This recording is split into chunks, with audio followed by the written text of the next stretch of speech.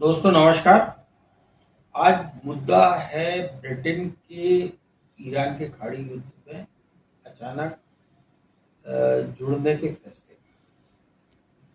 और साथ ही ब्रिटेन ने जब ये फैसला लिया और उसी के साथ ही जो है एक नया एक नाटकीय घटनाक्रम सोमवार की शाम को सामने आया, जब ट्रंप ने अपना जो ट्रूथ पर जो अपना ट्रूथ का इस्तेमाल करते हैं, एक्स की तरह जो ट्रूथ वहाँ पर चलता है, ट्विटर हैंडल, उस पर उन्होंने कहा कि ईरान के साथ में उनकी बातचीत शुरू हो चुकी है और इसलिए उन्होंने 5 दिन तक ईरान के जो तेल ठिकाने हैं उन पर हमला नहीं करने का फैसला किया है।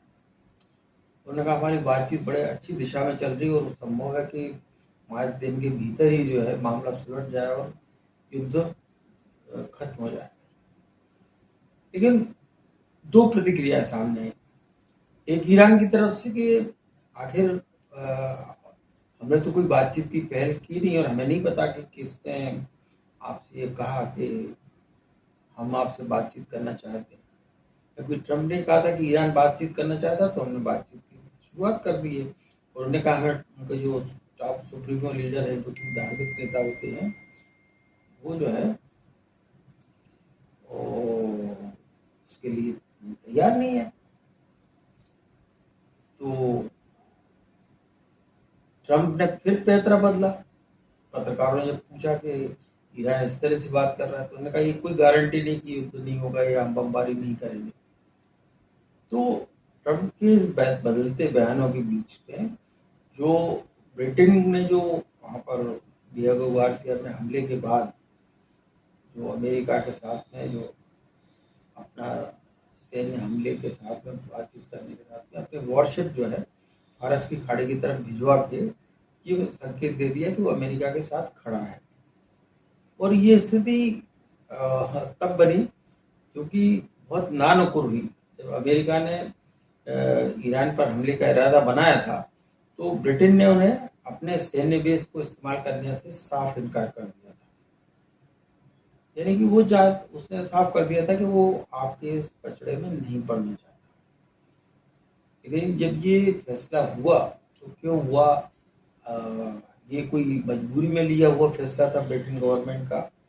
जो एंट्री हुई इनकी, वो उनकी मजबूरी थी या फिर कोई जरूरी था।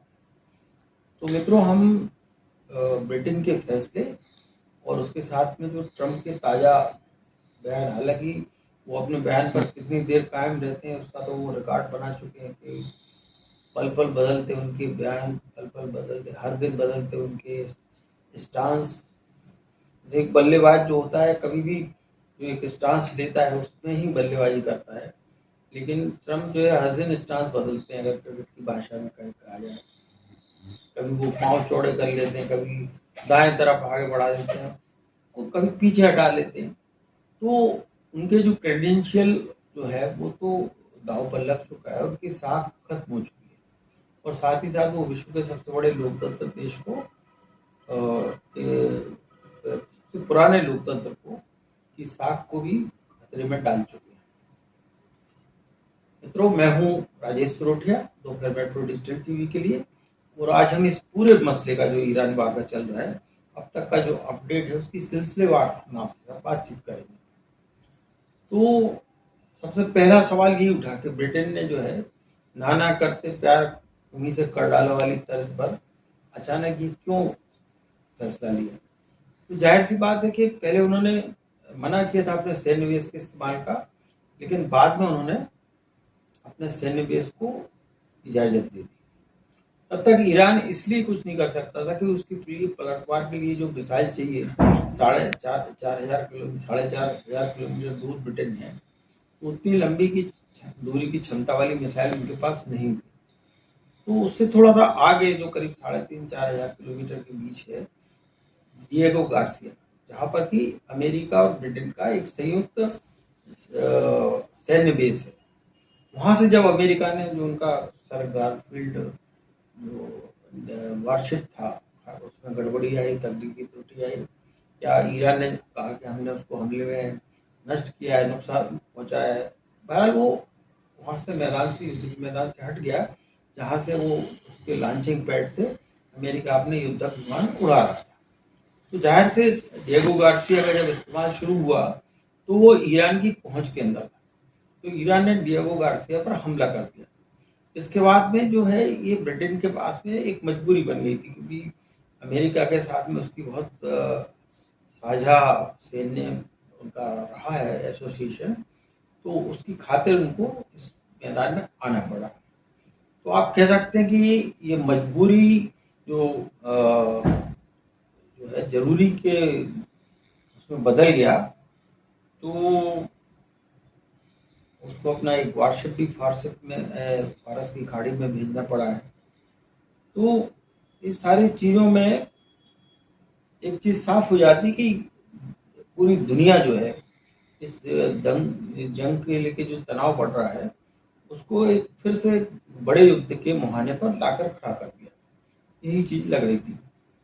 जबकि पहले वो बार बार मना कर रहा था और कह रहा था बातचीत के जरिए सुलझाएं। यही बात सलाह पूरे नाटो देश भी उनको दे रहे थे।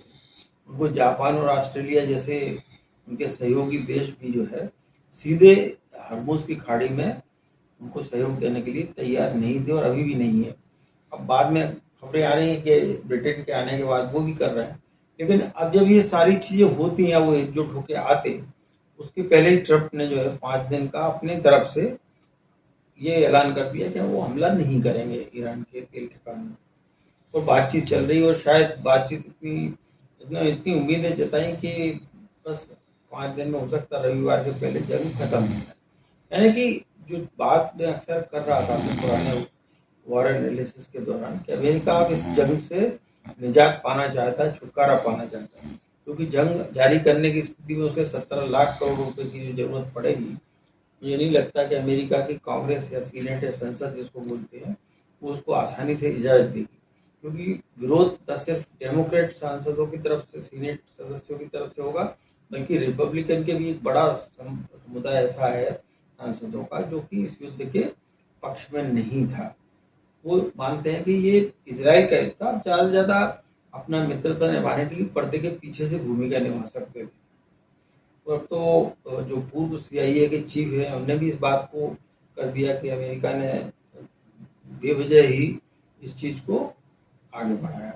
बहरहाल हम इस चीज़ को वापस लौटते हैं ब्रिटेन के ऊपर कि उसकी मजबूरी थी या ज़रूरी थी।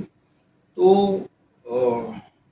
अब अमेरिका जाहिर हो गया कि डिएगो गार्सिया के बाद जो है अमेरिका को लॉजिस्टिक सपोर्ट दे रहा है, यानी कि वो जो साझा जो सैन्य बेस है उसका उपयोग करने की इजाज़त दे रहा है।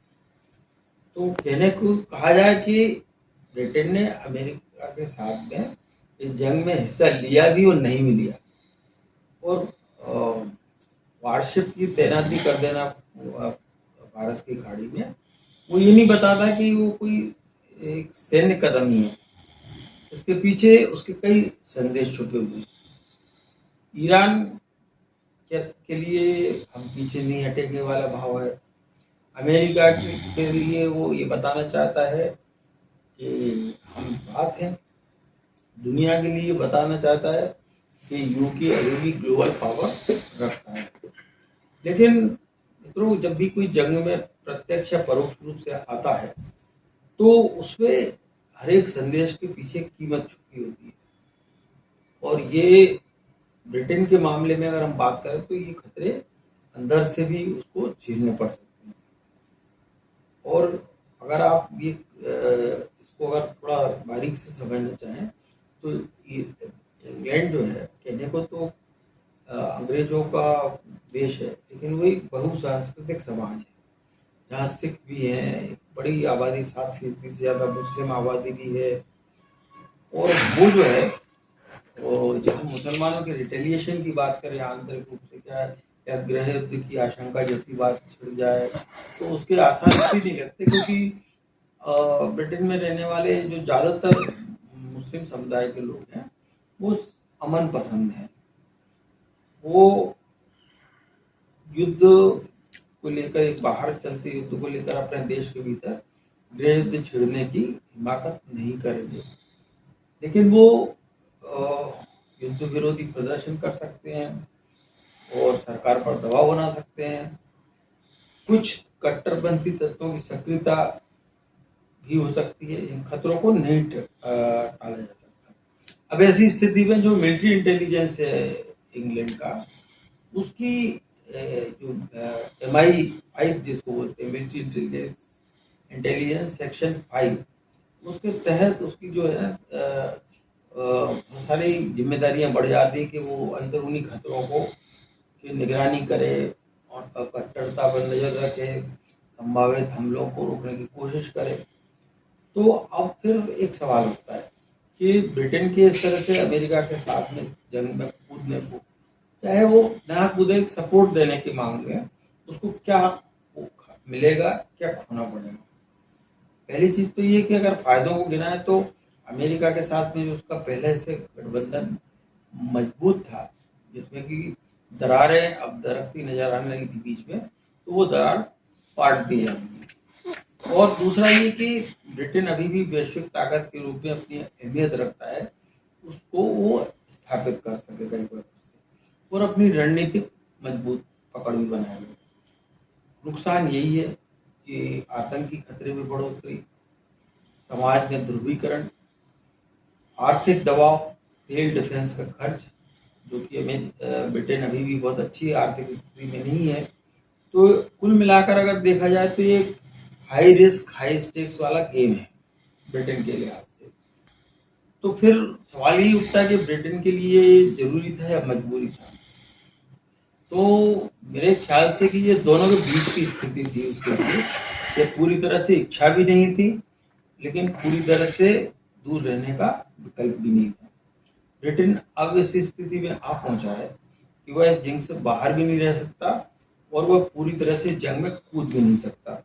और इसी पूरे घटनाक्रम का सबसे बड़ा लाभ ब्रिटेन को यही है।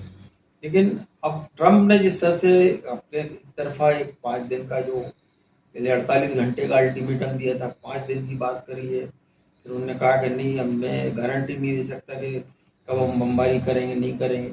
तो ये तमाम सवाल हैं, आगे क्या घटनाक्रम होंगे और इसके क्या दुष्परिणाम होंगे अभी भी, क्योंकि ट्रम्प अस्थिर हैं, वो बार बार बयान बदलते हैं, तो उनकी कोई साख रह नहीं गई, तो उनकी वो अपने शब्दों की रक्षा नहीं कर पाते। जबकि किसी भी देश के जो मुखिया के लिए बहुत जरूरी होता है, बल्कि हर इंसान के लिए, कि अपने जो शब्द उसके जुबान से निकलते हैं उसकी रक्षा करने का दायित्व तो उस पर सबसे ज्यादा हो जाता है। तो मित्रों, आज के अंक में इसलिए इतना ही, और मैं राजेश रोटिया आपसे आगे फिर इस मुद्दे पर और एनालिसिस के साथ में आपके साथ में उसके विभिन्न पहलुओं के साथ में आपके सामने पेश करूंगा। इस मामले में आपसे उम्मीद है कि अपनी राय जरूर देंगे, कमेंट करेंगे, लाइक, अगर पसंद आए तो लाइक करें और सब्सक्राइब करके हमसे जुड़े। बस इसी उम्मीद के साथ है, फिर इंतजार कीजिए अगले अंक का। तब तक के लिए नमस्कार।